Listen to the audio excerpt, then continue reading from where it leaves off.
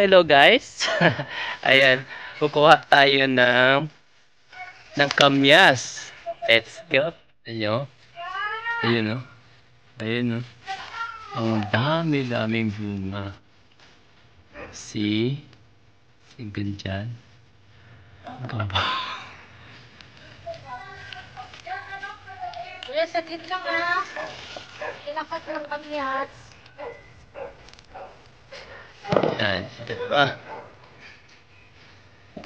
Pandami. Alam mo, mas masarap sa yung binibilad. Tapos ilagay sa pinangat.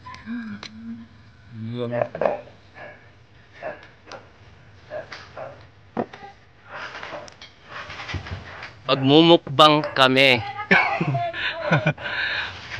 Pagmumukbang ng ano.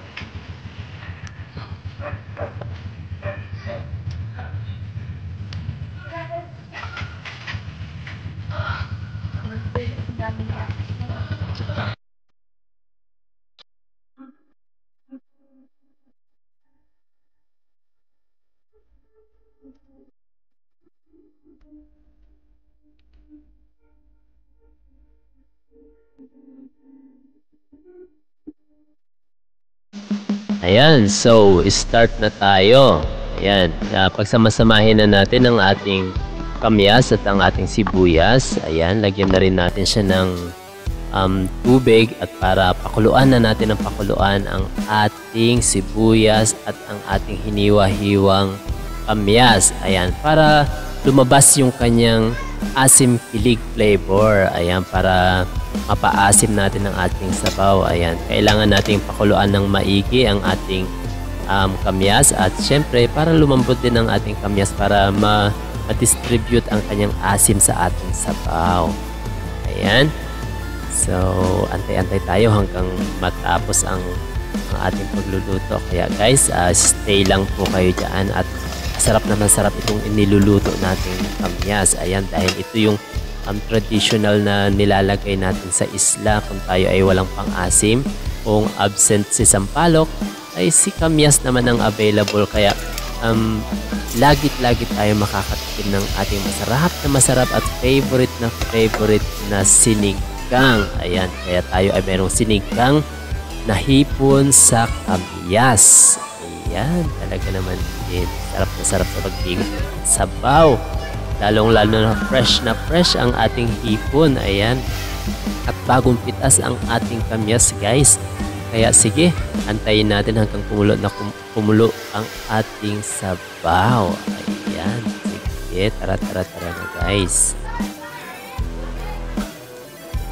Ayan, so kumukulo-kulo na ang ating sabaw. Ayan, at antayin nating maluto, guys, ang ating anong tawag dito, ang ating kamyas. At saka naman natin ilagay ang ating fresh na hipon. Ayan, ilalagay na natin ang ating fresh na hipon. Medyo malalaki siya, guys, kaya mag-i-enjoy tayo sa ating pagkain ng ating hipon.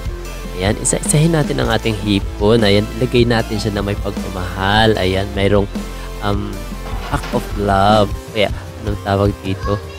Nang may pagmamahal. Ayan, para paghigop mo ng sabaw ay ramdam mo yung pagmamahal sa iyong mga niluluto. At sa paghigop mo ay may pagmamahal na agad-agad. Talaga naman. Ayan, dagdag na rin natin ang ating masarap na panlasa na lasang dagat na patis. Ayan, talaga naman din. Lagyan natin siya na masarap na patis, guys.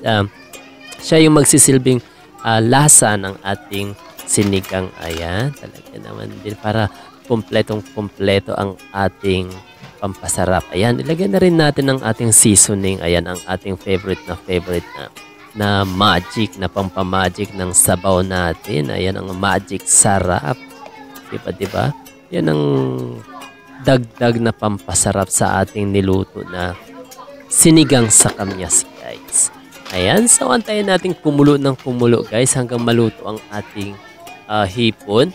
Ayan, wag nating i-overcook, guys, ang hipon para naman hindi lumiit ang ating kakaining hipon. Ayan, saka naman natin ilagay ang ating spinach na hinarvest dyan sa ating backyard.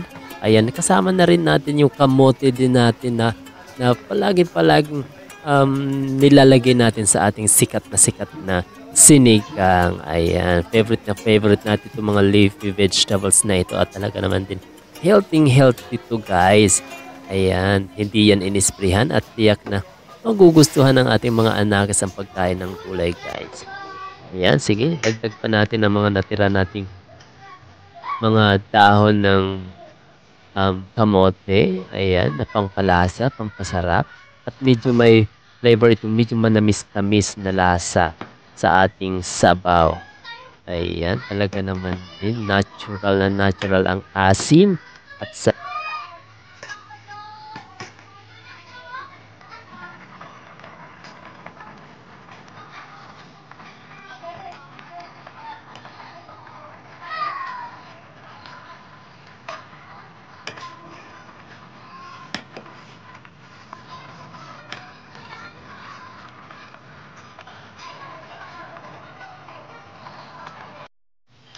ayan, ito na po ang ating masarap na ano ba tawag dito?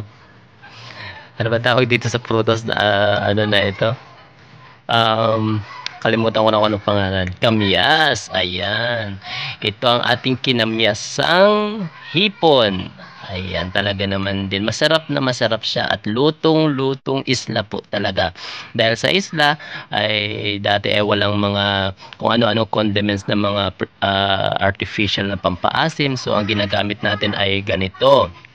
Kamyas, gumagamit tayo ng dahon ng sampalok or ang sampalok. Ayan, yan ang mga ginagamit natin pang-asim sa isla noong mga panahong wala pang mga sachet na yan. At kung natatandaan nyo, ginagamit din natin pang-asim ang ating insulin plant sapagkat ang ating insulin plant ay maasim. At syempre, para mas malalo siyang mapasarap, pinipigaan natin siya ng kalamansi or kung walang kalamansi, dayap, or kung yung tinatawag namin na puh-puh, yun yung variety na mayroon sa isla na medyo makapal-kapal ang kanyang balat. So ayan, enjoy po natin ang ating masarap na sinigang sa kamyas.